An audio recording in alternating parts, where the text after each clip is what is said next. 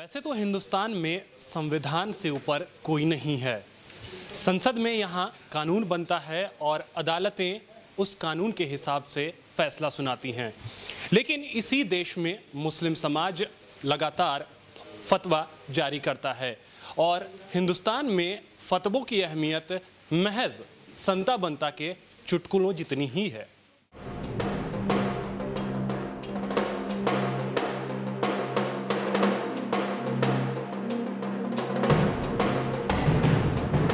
आपको ये जानकर हैरानी हो सकती है कि ज्यादातर फतवे पश्चिम बंगाल से जारी होते हैं।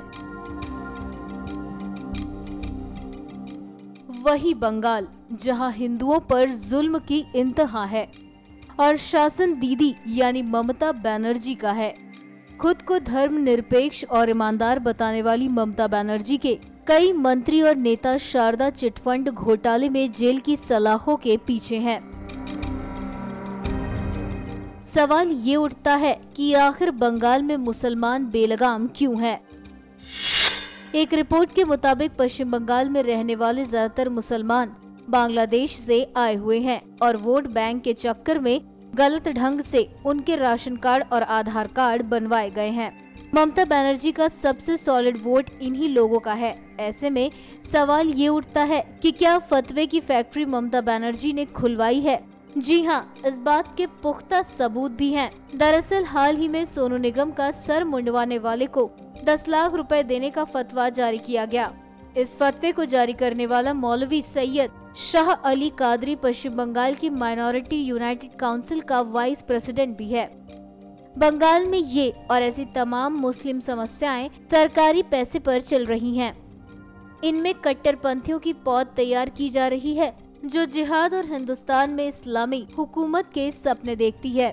सरकारी शह के कारण आतंक ऐसा है जो लगभग हर मुद्दे पर आए दिन फतवे जारी कर रहे हैं।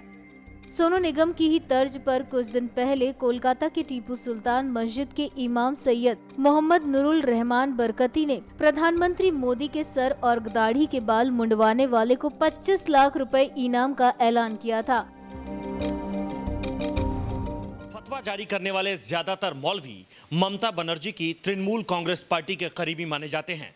बीते कुछ दिनों में ऐसे फतवों की बाढ़ सी आ गई है। अब आपको फतवों की असली कहानी से वाकिफ कराते हैं। एक खुलासे में ऐसे चौंकाने वाला तथ्य सामने आया है जो आपको भी हैरान कर सकता है। दरअसल प्रधानमंत्री या किसी फिल्म स्टार के खिलाफ जारी होने वाले फतवे पब्लिसिटी की नीयत से जारी किए जाते हैं। ऐसे फतवों से मौलाना रातों रात सेलिब्रिटी बन जाता है और उसका मुस्लिम समाज में कद बढ़ जाता है। मसलन सोनू निगम पर फतवा जारी करने वाले मौलवी के पक्ष में बंगाल में कई मुस्लिम इलाकों में पोस्टर लग गए हैं। इनमें इसे इस्लाम की हिफाजत करने वाला बताया गया है।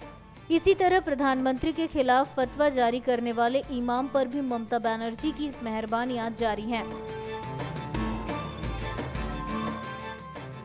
कुछ वक्त पहले तक एक मामूली मौलवी के तौर पर जाना जाने वाला मस्जिद का इमाम अब बंगाल की सबसे ताकतवर और मशहूर हस्तियों में से एक है।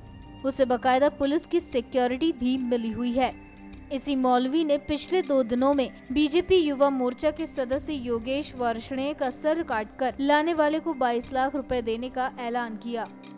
योगेश वार्ष्णेय ने ममता बनर्जी के खिलाफ 11 लाख के इनाम का ऐलान किया था, जिसके जवाब में इमाम ने 22 लाख का फतवा जारी किया।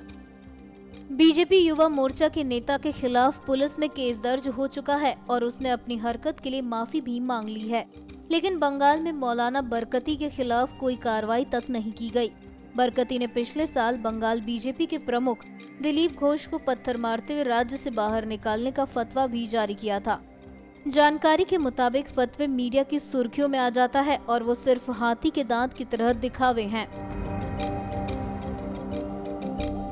इसके अलावा आम कारोबारियों और नौकरी पेशा लोगों को भी फतवा जारी कर डराने की कोशिश होती रहती है, लेकिन इनकी चर्चा ज्यादा नहीं होती। बंगाल पुलिस और ममता सरकार को इस फतवा इंडस्ट्री के बारे में अच्छी तरह पता है, लेकिन जानबूझकर कोई कार्रवाई नहीं करता। NMF न्यूज़ की रिपोर्ट।